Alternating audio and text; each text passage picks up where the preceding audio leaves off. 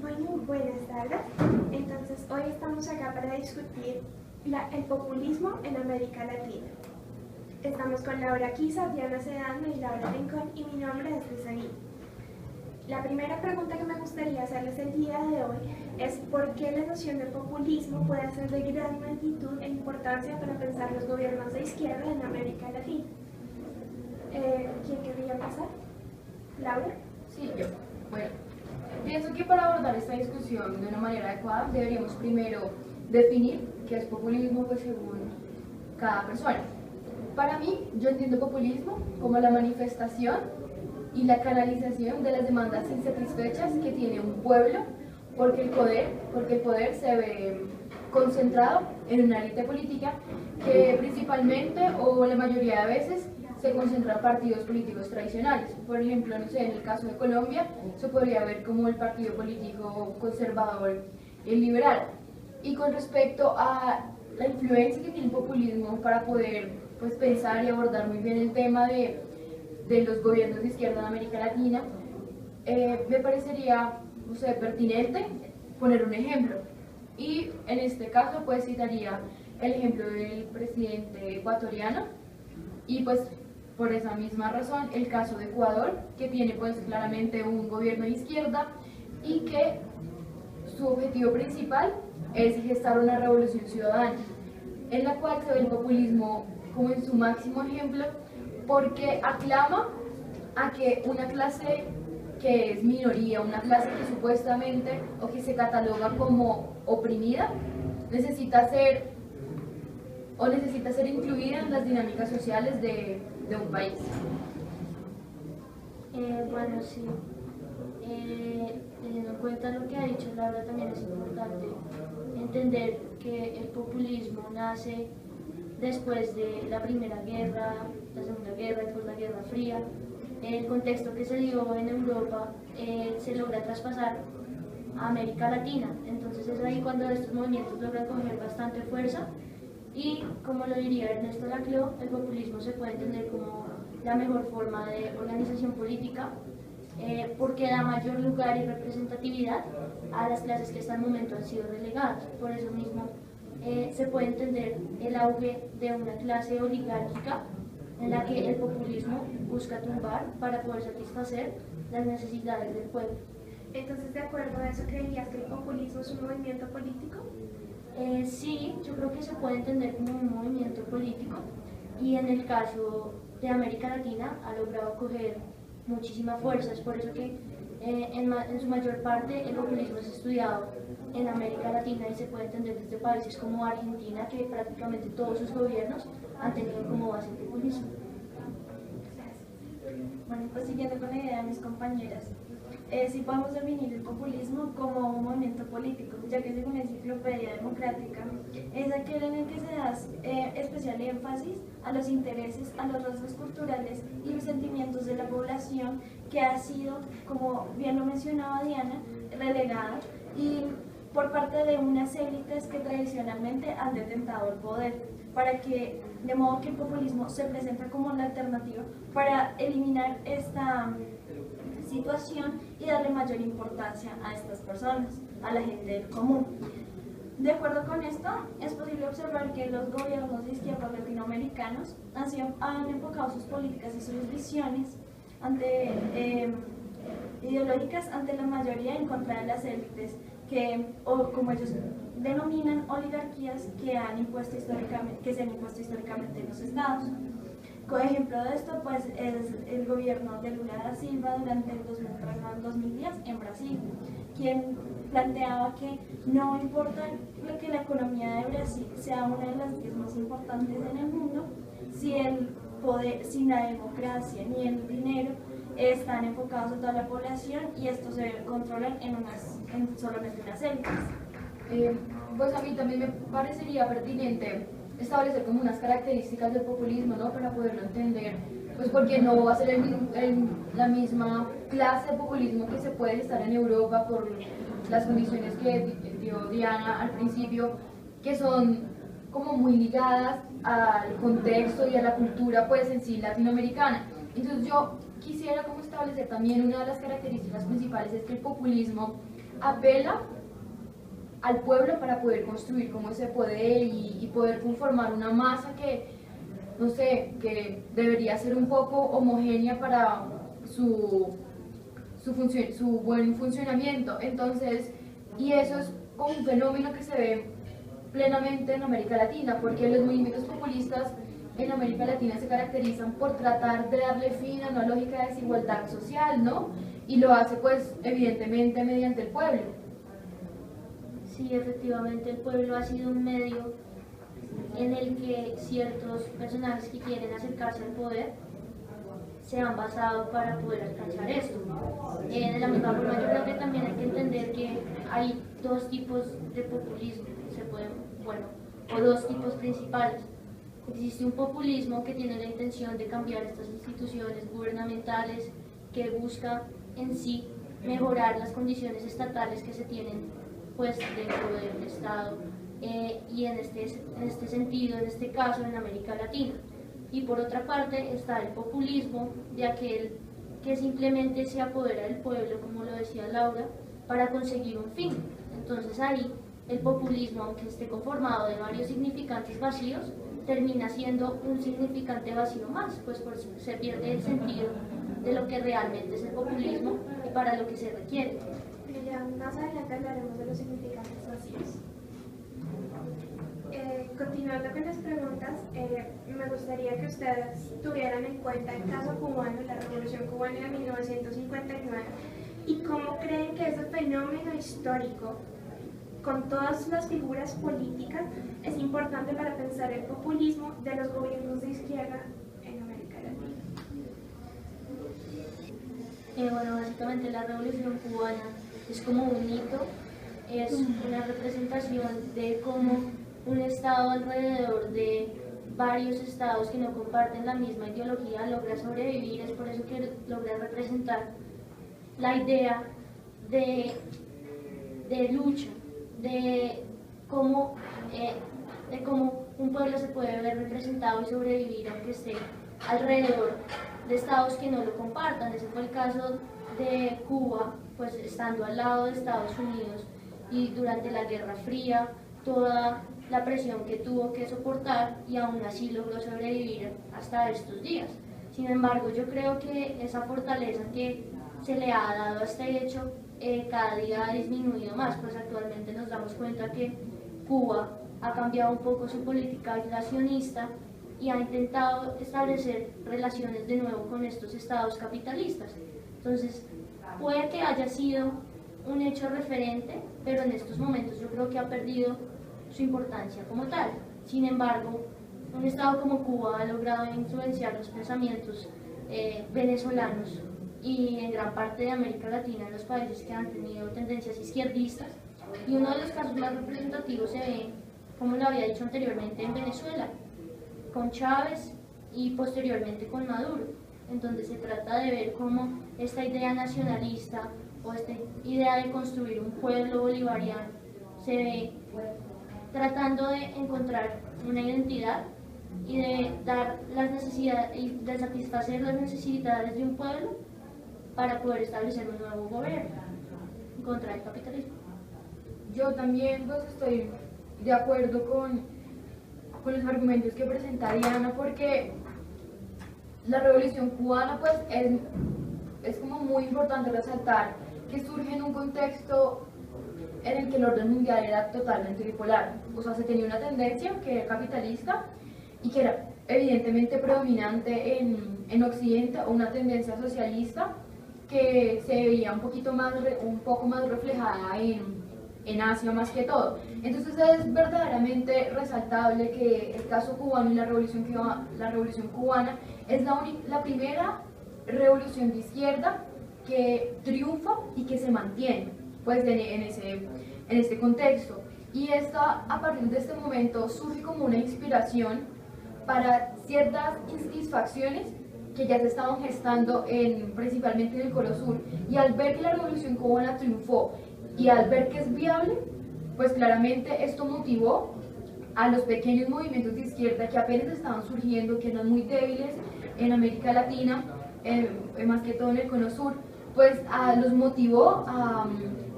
empezar a gestionar procesos y a empezar como a solidificar bien su causa, ¿no? Y pues uno de los más evidentes ejemplos es que a finales de los 50, ya pues después de la Revolución Cubana, hubo como un consenso de los jóvenes, más que todo argentinos y chilenos. Este movimiento se llamó la Revolución de los Jóvenes, que ellos pues eran estudiantes, y por este simple hecho de ser estudiantes, de ser personas que estaban sumergidas en el conocimiento y que estaban poniendo en cuestión el orden mundial de esta época, pues se vieron motivados por ver el triunfo de la Revolución Cubana y empezaron a gestar partidos de izquierda. Y pues esto llevó o le facilitó el camino a personajes como Salvador Allende en Chile, que tras de la Revolución de los Jóvenes y la Revolución Cubana logró llegar al poder en Chile con unos ideales de izquierda y socialistas. Pero muchas veces estos gobiernos de izquierda en América Latina, más que todo pues en Argentina y en Chile, se vieron interrumpidos por golpes de Estado militares. Pero sin embargo es muy considerable la importancia que ejerce ver el triunfo de la Revolución Cubana, porque si bien ya habían empezado a surgir ánimos izquierdistas, en realidad en ningún momento triunfaron y en ningún momento eran considerables para un gobierno que estuviera de derecha en ese momento. Entonces me parece que la importancia es ver que la revolución pues sí triunfó y que relativamente era sostenible, ¿no? Sí, como afirma Laura, de pronto si Cuba no hubiera triunfado en su revolución, los movimientos izquierdistas en el resto de América Latina no hubieran tenido tanta fuerza, no hubieran podido surgir. Entonces es como estos estados tienen como base lo que se logró en Cuba, poder mantener un estado con tendencias izquierdistas. Sí, claro, como usted lo mencionaba. Entonces, este triunfo del gobierno por parte de Fidel Castro en Cuba, pues influencia las otras revoluciones que posteriormente se dieron, tal fue el caso de Perón en Argentina y de Arbenz en Guatemala. Sin embargo, en los gobiernos no fueron los únicos, ya como mencionaba Laura, no fueron los únicos momentos o los únicos ejemplos que se pueden dar de estas revoluciones, sino también el surgimiento de nuevos movimientos populistas. Como el ejemplo de esto fueron las guerrillas, por ejemplo en Colombia, con las FARC, que en su séptima conferencia le otorga el carácter de ejército del pueblo a este movimiento. Sin embargo, habría que destacar la importancia de Cuba en el sentido en que es una revolución, o bueno, su estructura sigue manteniéndose en la actualidad. Entonces lo que se destaca o lo que la diferencia con respecto a los otros movimientos y revoluciones que se dieron en toda América Latina. Sí, a mí me parece bien importante el tema que acabas de tocar acerca de las guerrillas, porque existe un caso un poco más cercano a Cuba, como es el caso de Costa Rica o de Centroamérica, en donde la violencia a causa de las guerrillas fue un hecho muy fuerte. Es entonces cuando se ve cómo la influencia de Europa llega a América Latina y empiezan otra vez a surgir esos movimientos populistas y intensificados más que todo por Cuba, que es aquel que incluso ante la caída del imperio de la Unión Soviética logra sobresalir. Yo quisiera también otorgarle una cierta característica a las guerrillas, y es que estas surgen, pues como lo dijo Laura, surgen como una manifestación acerca de la inconformidad que tenían más que todo los campesinos con respecto a la centralización del poder en las grandes urbes o metrópolis. Y me parece que es un muy buen ejemplo del surgimiento o de la, no sé, fortificación del populismo en América Latina. También quería hacer un aporte acerca de la Revolución Cubana, que, bueno, aparte de ya todos la influencia en la que pensamos que ejerció en los gobiernos de izquierda, quisiera también establecer como los personajes que gestaron la Revolución Cubana también pasaron a ser como unos líderes o estereotipos, si se podría catalogar así, en el caso bien dicho por Diana de Venezuela, ¿sí?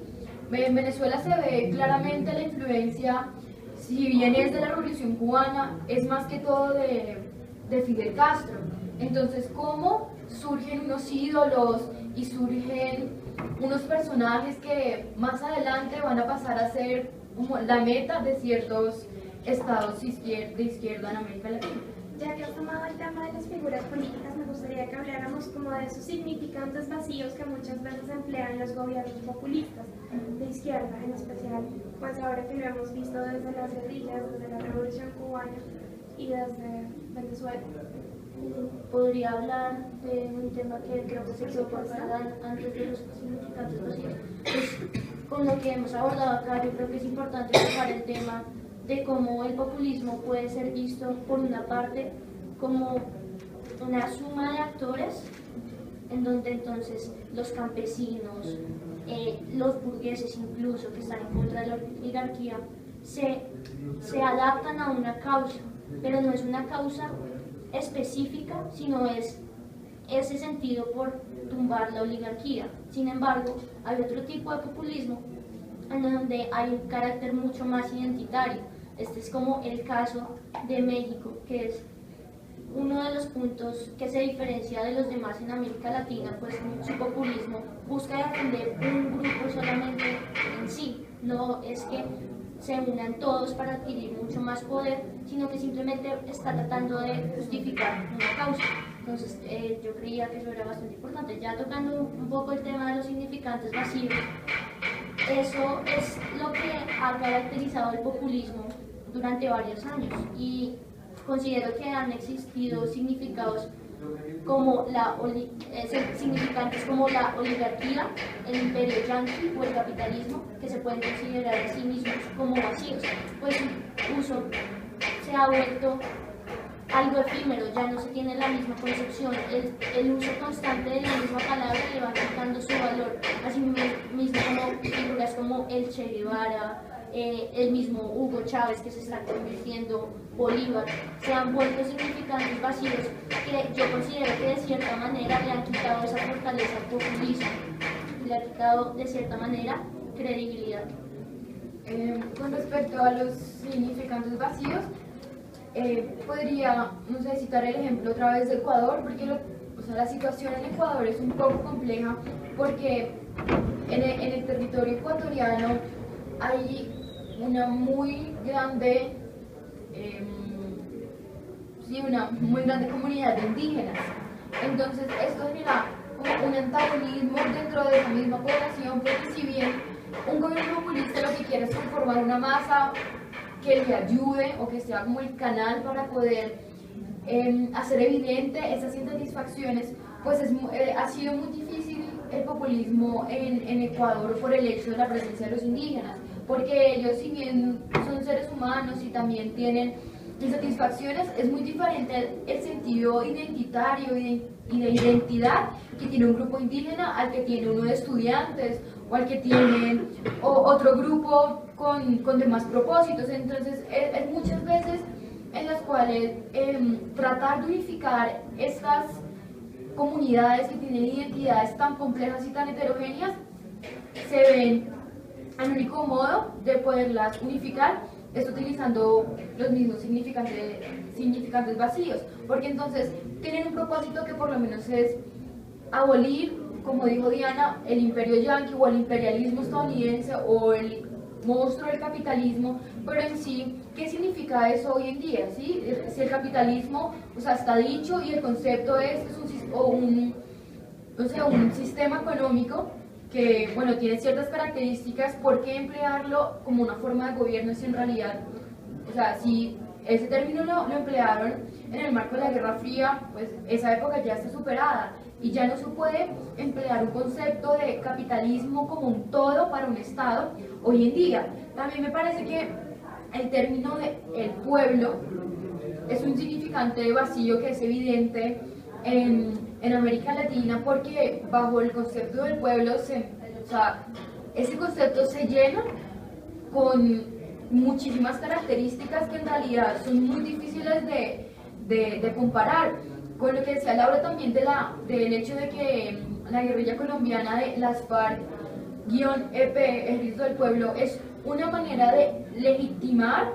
esa guerrilla más que de darle unos propósitos, ¿sí? Entonces estos significantes vacíos en América Latina se han convertido como el medio, y un medio que es mal utilizado para poder llegar a conformar una élite. Si bien es una muy grande contradicción del mismo populismo, porque si surge como una respuesta a la rígida conformación de clases sociales y al poder acumular una élite, el populismo en América Latina lo que está, o lo que ha venido gestando, es conformar otra élite que derrumbe a la élite que ya está pues posicionada, y eso me parece que es una contradicción muy grande. Y también pues como conclusión que pues el populismo ha venido empleando los significantes vacíos como método para poder, no sé, persuadir a la población a que se une en una causa que muchas veces podría ser este tipo de populismo del que hablaba Diana, en el que se empodera a un líder, muchas veces, no sé, llamado caudillo, y esa como esa ambición de poder darle un fin a la lógica desigual de un país se concentra en una persona, y pues no debería ser así. Un fenómeno como estos es el fenómeno de Jorge Eliezer Gaitán en Colombia, porque más que todo saber que él era un líder político se le otorgaba más la cualidad de poder ser un buen orador o poder tener una buena persuasión ante la población. Entonces, esto es algo que, no sé, es una de las más grandes fallas que tiene el populismo. Sí, claro. Entonces podríamos hablar de que en cierta medida el populismo sí se ha convertido en un significante vacío en la medida en que ha querido involucrar tantos actores y tantas diferentes interpretaciones respecto a este término, que ya ha perdido el propio sentido o el significado original que tenía. Igualmente, el significado, otro significante vacío podría hablarse de élites, porque las élites, ¿en qué sentido? Es decir, las élites que se representan para los campesinos no son las mismas élites que son para un trabajador del urbano. Entonces, al involucrar todos estos diferentes conceptos, volvemos a convertir a las élites en un significante vacío. Igualmente creo que los significantes vacíos son una herramienta fundamental que ha utilizado el populismo para justificar o para encontrar como ciertas palabras o términos con los cuales referirse en sus discursos o en sus luchas con respecto a estas inconformidades que presentan, y de una manera como agrupar todas estas inconformidades y representarlas y canalizarlas en un solo medio. Sí, tomando en cuenta todo lo que han dicho, se puede ver cómo el populismo ha cambiado su percepción de querer cambiar las instituciones y de querer representar a estas minorías, y simplemente estos significantes vacíos se han convertido en una herramienta discursiva para adquirir al pueblo y para adquirir poder mediante el carisma de un líder, pero el populismo como tal, o desde el punto en el que lo define la FIO, que es la mejor forma de organización política social, ya se está quedando por fuera de este significado en la medida de que se ha trastornado este significado del populismo, gracias a estos conceptos flotantes, a esto que le quita cierta credibilidad al populismo. Sí, claro, y además que hay que analizar que estos términos, como bien ustedes lo mencionaban con respecto al imperialismo, hay que analizar que estos términos se han transformado, es decir, las condiciones históricas de aquel momento en el que se habla de imperialismo son completamente diferentes a las de ahora. No podemos comparar el imperialismo hace 50 años con respecto al actual. No podemos definir como una historia lineal en la que nunca se han cambiado las situaciones ni los actores. Sí, no, yo totalmente estoy de acuerdo, porque pues me parece que todas sí, estamos como en la misma posición en el hecho, digamos, del imperialismo, que es que, o sea, no es evidente el imperialismo ahora porque simplemente no existen colonias, ¿no? Y también me parece que con respecto a lo que dijo Diana,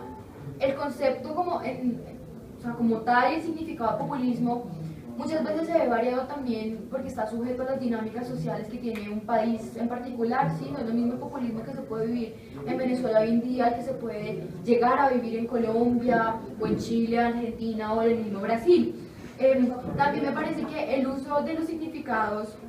de los significantes vacíos, está también ligado a apelar a ese pasado, porque si bien la historia europea no es la misma historia latinoamericana, nosotros hemos sido colonias, hemos sido esclavizados, hemos estado bajo una gran influencia de Estados Unidos, entonces me parece que ese inconformismo que se gestó en esa época se ha reflejado ahora, porque si bien la táctica del populismo es apelar a los significantes vacíos, como ya hemos dicho, es más que todo apelar a ese pasado inconforme que pues tuvo el pueblo latinoamericano hace mucho tiempo. Sí. Bueno, con referencia a lo que dice Laura, yo sí considero que compartimos una historia en común. Pues básicamente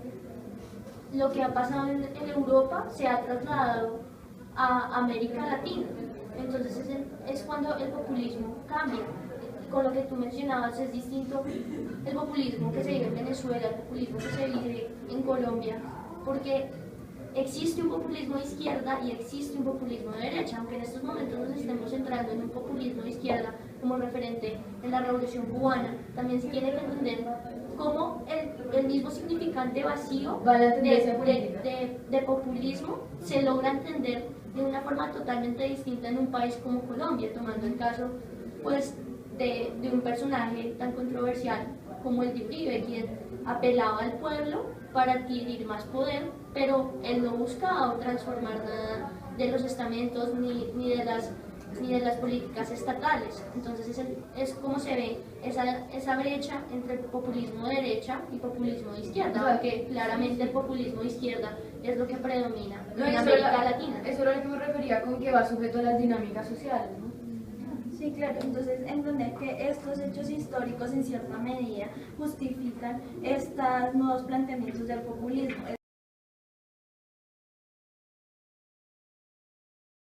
Como pudimos ver durante la discusión, el populismo es un movimiento político que se ha centrado en derrocar a las élites o a la oligarquía que tradicionalmente ha tenido el poder y los privilegios que ésta le permite tener para ponerse ellos mismos en el poder